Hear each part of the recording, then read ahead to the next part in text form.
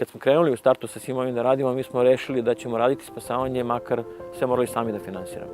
Jer ovo što radimo, radimo zbog životinja. Mi živimo zajedno, ne živimo u nekim paralelnim svetovima.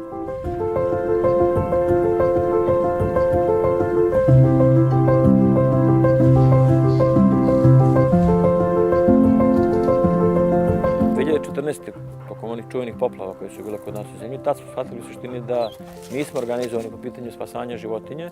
Ja sam spasavao životinje i pre nego što je Miloreskis nastao, ali nekako sam shvatio da treba da se organizujemo. Tako da jednostavno to svo znanje koje smo mi primenjivali na spasavanju je upravo ovde primenjeno. Mi moramo da priđemo životinji na taj način da nas životinja ne protumači pogrešno. To bude jednostavno urađeno bezbedno i za nas prvenstveno, jer spasilac uvek mora biti bezbedan, a onda da to bude opet pozitivan ishod i za životinju.